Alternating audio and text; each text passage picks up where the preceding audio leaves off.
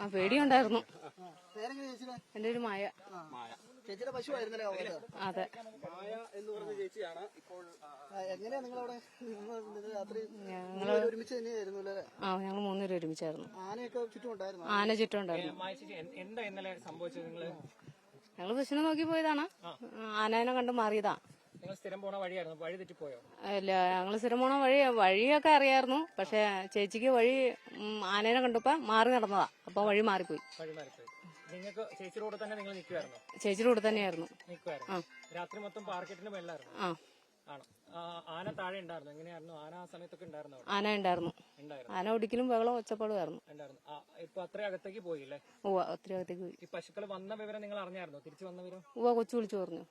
എന്നിട്ട് നിങ്ങൾ തിരിച്ചിങ്ങോട്ട് വരികയായിരുന്നു? ഞങ്ങക്ക് തിരിച്ചു പോരാൻ പറ്റാതെ വന്നു. ആന കാരണം, ആന വഴിക്ക് നിക്കണ അകത്തേക്ക് പോയി നിന്നു. അവിടെ നിന്നു. രാത്രി മൊത്തം അവിടെ തന്നെയായിരുന്നു? രാത്രി എവിടെയായിരുന്നു? പാറയുടെ മേലെ തന്നെ ഇരുന്നു. ഇവര് എപ്പോഴാ കണ്ടത്? ഇവര് രാവിലെ ഞങ്ങള് വരുമായിരുന്നു. അവര് അങ്ങോട്ട് കയറി വരുമായിരുന്നു. എന്റെ പേര് ഡാർലി. ചേച്ചിയെ പേടിയുണ്ടായിരുന്നു. ഒരു പാറയുടെ മുകളിലായിരുന്നു. മതിയായ പാറ. ആനയുണ്ടായിരുന്നു ചേച്ചി? ചേച്ചി ഇന്നലെ എന്നെ പറ്റിയതാ? ഇന്നലെ ഉച്ചയ്ക്ക് അങ്ങോട്ട് പോയിട്ട് ആനയെ കണ്ടിട്ട് തിരിച്ചു വരാൻ പറ്റാതിരുന്നാണോ? എന്താ സംഭവിച്ചത്? ഞങ്ങള് ആന ഓടിച്ചു. വട്ടം നിക്കുവായിരുന്നു. സംഭവിച്ചത് എന്താന്ന് ചോദിച്ചാൽ ഞങ്ങൾ ഇന്നലെ പശുവിനെ അന്വേഷിച്ച് പോയതാണ്. പശുവിനെ അന്വേഷിച്ച് പോയിട്ട് ഞങ്ങക്ക് പശു വീട്ടില് മുമ്പെത്തി. ഞങ്ങള് ആ ചെക്കിടാൻ വരെ തെറ്റുകൂടാതെ വഴി തെറ്റാതെ വന്നു. അവിടെ വന്നു കഴിഞ്ഞിട്ട് ഞങ്ങൾ മുമ്പോട്ട് പോകണ്ട, ഞങ്ങൾ പുറകോട്ട് തിരിഞ്ഞുപോയി. എല്ലാം വഴിച്ചാലാണല്ലോ, ആന വഴി ഇങ്ങനെ തെളിച്ചിട്ടേക്കുവാണല്ലോ. അപ്പൊ മുമ്പോട്ട് കിടക്കണ്ട, ഞങ്ങൾ പുറകോട്ടായി പോയി. അതാണ് ഞങ്ങൾ ആ വഴി തെറ്റിപ്പോയി. അങ്ങനെ സംഭവിച്ചതാ. അല്ലെങ്കിൽ കാടൊക്കെ നല്ല പരിചയമുള്ള ആളാ എനിക്ക്. ഉറങ്ങിയിട്ടില്ല, ഒരുപോളെ കണ്ണുറങ്ങിയിട്ടില്ല. ഞങ്ങൾ എഴുന്നേറ്റിരുന്ന് പ്രാർത്ഥിക്കുമായിരുന്നു. ഒരു വലിയ വിരിച്ച മാറിയായിരുന്നു. ഒരു പെരയുടെ അത്രയുണ്ട്. അപ്പൊ എവിടെ നിന്ന് ആന വന്നാലും ഞങ്ങൾ പിടിക്കില്ല. അഥവാ കൈനട കുത്തി കയറിയാലും തുമ്പി കൈ കൊണ്ട് പിടിക്കാൻ വന്നാലും ഞങ്ങൾക്ക് മാറാനുള്ള സൗകര്യം ഉണ്ടായിരുന്നു. പിന്നെ എന്താണെന്ന് വെച്ചാൽ അടുത്തിരിക്കുന്ന ആളെ പോലും കാണാൻ പറ്റില്ല, അത്രയ്ക്ക് കൂരി ഇട്ടായിരുന്നു. തപ്പി നോക്കണം, നമ്മുടെ അടുത്തിരിക്കുന്ന ആളെ കാണണേ, അതുപോലെ ഇരുട്ടായിരുന്നു. ഉണ്ടായിരുന്നു. ഒരു 2 മണി വരെ ആന ഉണ്ടായിരുന്നു. ഞങ്ങളുടെ മാസന കിട്ടിയിട്ടാന്ന് തോന്നണം ആന ചുറ്റുപുറം ഉണ്ടായിരുന്നു. ഇല്ല, ഉപദ്രവിക്കാൻ ശ്രമിച്ചില്ല. ഉച്ചയായപ്പോ പോയതാ. വഴിതെറ്റി പോയി. ഞങ്ങൾ നടന്ന് ഈ കല്ലിന്റെ ചോട്ട് ചെന്നപ്പോഴേക്കും മണി 6 ആവാൻ പോവാ. പിന്നെ ഇരുട്ടല്ലേ. പോവാ വനത്തിലേക്ക് പോയി. ഞങ്ങള് പ്ലാന്റേഷൻ കവിഞ്ഞു പോയി. ഇപ്പൊ നടക്കാൻ ഇച്ചിരി വിഷമം ഉണ്ടായിരുന്നു. പിന്നെ ഇന്നലെ രാത്രി ഭയങ്കര വേർപ്പും കാര്യങ്ങളൊക്കെ ആയിരുന്നു. അത് ഈ ഷുഗർ താണതിന്റെ ഒരു ഇതായിരുന്നു. ഞങ്ങളുടെ കയ്യിൽ കരുതലൊന്നും ഇല്ലായിരുന്നു. പെട്ടെന്ന് വരാൻ വേണ്ടി പോയതല്ലേ. അങ്ങനെ ഒരു കരുതലോടുകൂടി അല്ല പോയത്.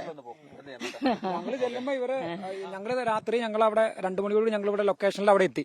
അപ്പൊ ഇവരവിടെ ഉണ്ട്. ഞങ്ങളിൽ നിന്ന് ഒരു 100-200 മീറ്ററിന്റെ മുകളിൽ ഇവരുണ്ട്. അപ്പൊ ഞങ്ങൾ ഇവരെ വിളിക്കുന്നുണ്ട്, പാറു ചേച്ചി, മായ ചേച്ചി എന്നൊക്കെ വിളിക്കുന്നുണ്ട്. ഇവർ കേൾക്കുന്നുണ്ട്. ഇവർ കേട്ടിട്ട് മിണ്ടായിരുന്നെന്ന് വെച്ചാൽ നായാട്ടുകാരാണോ ഇവർക്ക് ഉപദ്രവം ഉണ്ടാവുന്ന ഓർത്ത് ഇവരത് മൈൻഡ് ചെയ്തില്ല. ഇവർ ചോദിച്ചപ്പോഴാണ് പറയുന്നത്. അല്ല, അതിന്റെ വെട്ടം വന്നപ്പോഴാണ് പിന്നെ അവര് കുഴപ്പമില്ല, അവർക്ക് സ്ഥലമൊക്കെ ക്ലിയർ ആയപ്പോ ഇവരും കൂടി പോകുന്നു. ഞങ്ങളൊരു 10-30 ഫയർഫോഴ്സിന്റെ ജീവനക്കാരുണ്ടായി, ഫോറസ്റ്റിന്റെ ജീവനക്കാരൊക്കെ ഉണ്ടായി. തൊട്ടടുത്ത് തന്നെ. ഞങ്ങൾ അവിടെ ഫുള്ള് ഒരു ചെറിയൊരു ലൈറ്റൊക്കെ ഇട്ട് അവർക്ക് നല്ല കാണാവുന്ന രീതിയിൽ ഒരു കത്തിക്കുകയൊക്കെ ചെയ്തു. അതൊക്കെ ഇവർ കാണുന്നുണ്ട്. ഞങ്ങൾ കൂവുന്നത് കേൾക്കുന്നുണ്ട്.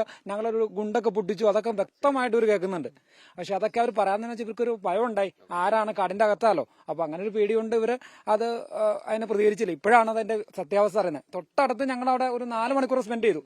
ഏകദേശം ഇവർ പറഞ്ഞ അനുസരിച്ച് ആനയ്ക്ക് വെള്ളം കുടിക്കാനുള്ള ഒരു കുഴി പോലെ സ്ഥലമുണ്ട്.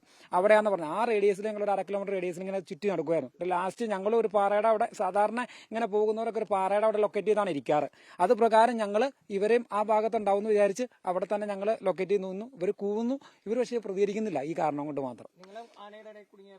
ഞങ്ങൾ ആനയുടെ ഇടയ്ക്ക് ഞങ്ങൾ ഈ പോണ വഴിക്ക് ഒരു 5-6 ആനത്താര ഞങ്ങൾ കഴിഞ്ഞാൽ പോയാൽ ഗുണ്ട് പൊട്ടിച്ച് ഞങ്ങൾ മാറിപ്പോയി. അങ്ങോട്ടും ഇങ്ങോട്ട് ഓടി അങ്ങോട്ട് മാറിയേക്ക് നിന്നാണ് ഞങ്ങൾ പോയത്. ഇവര് നല്ല പരിചയം. മറ്റേ നമ്മുടെ പാറു ചേച്ചിനെ സംബന്ധിച്ച്, പാറു ചേച്ചി ഇവിടെ തന്നെ ജനിച്ച ആളാ. ഈ വഴികളെല്ലാം അറിയാവുന്ന ആളാ. അപ്പൊ ആളാണ് ലീഡ് ചെയ്ത്. ആരുടെ അടുത്തും മിണ്ടണ്ട, ഇത് ആരാന്നൊക്കെ പറയാൻ പറ്റില്ല എന്ന് പറഞ്ഞ് പാറു ചേച്ചി പറഞ്ഞുകൊണ്ടാണ് മിണ്ടായിരുന്നത്. ഏകദേശം 6 കിലോമീറ്റർ ആ 6 കിലോമീറ്റർ.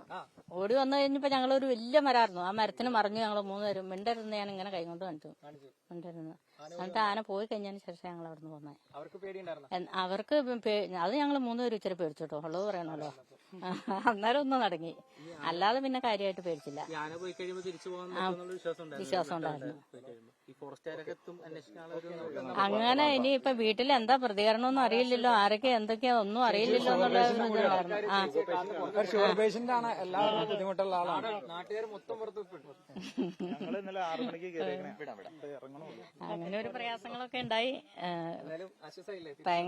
ആശ്വാസമായി. വെള്ളം കുടിക്കാൻ കിട്ടിയില്ല, പിന്നെ ഭക്ഷണമൊന്നും ഇല്ലായിരുന്നു, പിന്നെ നമുക്ക് തുണികളൊന്നും ഇല്ലാത്ത കാരണം കൊണ്ട് നമ്മൾ ഒരു ചെറിയ തോർത്ത് മാത്രം, നല്ല തണുപ്പും. പിന്നെ തണുപ്പായാലും ഞങ്ങൾ അതിനെ വകവച്ചില്ല. ഇതിൽ നിന്നൊന്ന് രക്ഷപ്പെടണമല്ലോ, എങ്ങനെയെങ്കിലും വീടെത്തണമല്ലോ എന്നുള്ള ഒറ്റ ചിന്തയാ. പിന്നെ വീട്ടിലിരിക്കുന്നവർക്ക് എന്തായിരിക്കും വിഷമം പ്രയാസം, അവരിന്റെ നൊലോളി ഉണ്ടാക്കുവോ, വെള്ളം ഉണ്ടാക്കുവോ.